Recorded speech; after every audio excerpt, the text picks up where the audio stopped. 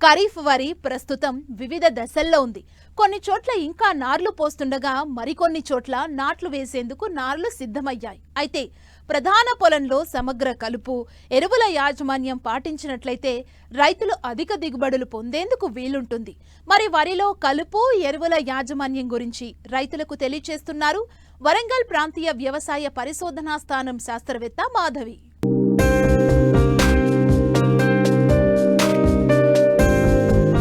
ఏడాది రుతుపవనాలు సమయానికి అనుకూలంగా వచ్చాయి. 2 తెలుగు రాష్ట్రాల్లో కాలువలు, చెరువులు, బావులు, బోర్ల కింద రైతులు వరి సాగు చేపట్టారు. ప్రస్తుతం వరి నారుమడుల దశలో ఉంది. అయితే ప్రధాన పొలంలో నాట్లు వేసేటప్పుడు కలుపు, ఎరువుల యాజమాన్యం కీలకం. ముఖ్యంగా వరిలో రైతులను వేధిస్తున్న సమస్య కలుపు.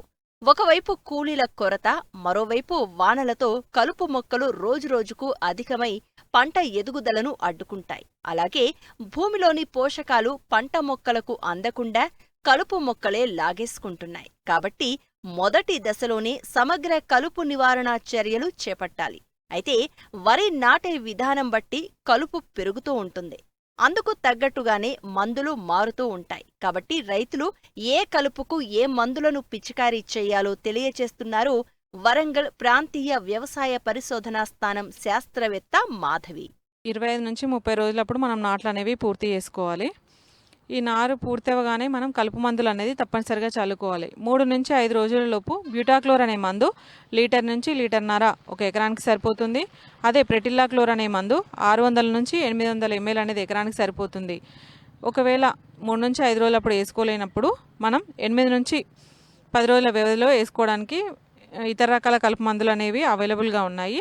అందులో వచ్చేసి బెన్సల్ఫ్యూరాన్ మిథైల్ ప్లస్ ప్రెటిల్లాక్లోర్ అనే గుళికలు 4 కిలోలు, లేదా ప్రెటిల్లాక్లోర్ ప్లస్ పైరోజోసల్ఫ్యూరాన్ ఇథైల్ అనే గ్రాన్యూల్స్ 4 కిలోలు 20 కిలోల ఇసుకలో కలుపుకొని మనం బురద పొలంలో చల్లుకోవాలి. అదేవిధంగా మనకి 15 నుంచి 20 రోజులప్పుడు వచ్చే కలుపుని నివారించుకోవడానికి ఇతర రకాల కలుపు మందులు అనేవి అవైలబుల్గా ఉన్నాయి. అవి వచ్చేసి ట్రయోఫామ్ ప్లస్ ఇథాక్సిసల్ఫ్యూరాన్ అనే మందు 90 గ్రాములు 200 లీటర్ల నీటిలో కలుపుకొని ఎకరానికి పిచికారీ చేసుకోవాలి. లేదా ఫెనాక్సిలం ప్లస్ సైహలోఫ్యాబ్ బ్యూటైల్ అనే మందు 800 ml 200 లీటర్ల నీటిలో కలిపి ఎకరానికి పిచికారీ చేసుకున్నట్లయితే కలుపును మనం సమర్థవంతంగా నివారించుకోవచ్చు. అదేవిధంగా మనం ఎరువుల యాజమాన్యం గురించి తెలుసుకుందాం. 1 ఎకరానికి మనకి 48 కిలోల నత్రజనిచ్చే ఎరువులు, 24 కిలోల భాస్వరం, 16 కిలోల పొటాషియం ఎరువులు అనేది అవసరమవుతాయి. మనం ఆఖరి దుక్కిలో దమ్ము చేయగానే 1 బస్తా డిఏపి అనేది వేసుకోవాలి. అదేవిధంగా 15 కిలోల యూరియా మరియు 13 కిలోల మ్యూరేట్ ఆఫ్ పొటాష్ని ఆఖరి దుక్కిలో వేసుకోవాలి. భాస్వరం మొత్తాన్ని ఎప్పుడైనా అడుగులో మాత్రమే వేసుకోవాలి. పైపాటిగా భాస్వరం ఎరువులు అనేవి వేసుకోకూడదు. యూరియాని 3 సమభాగాలుగా చేసుకొని అడుగులో ఒకసారి, పిలక దశలో ఒకసారి, చిరుపొట్ట దశలో ఒకసారి వేసుకోవాలి.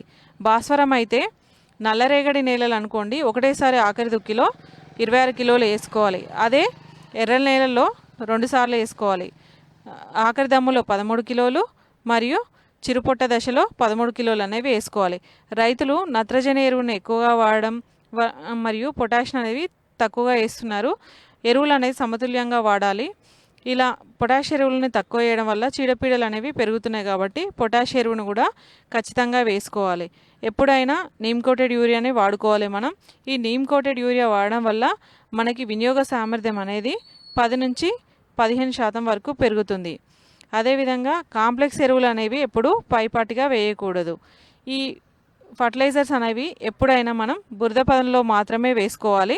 ఫర్టిలైజర్స్ వేసుకున్న తర్వాత 24 గంటల వరకు నీరు అనేది పెట్టకూడదు.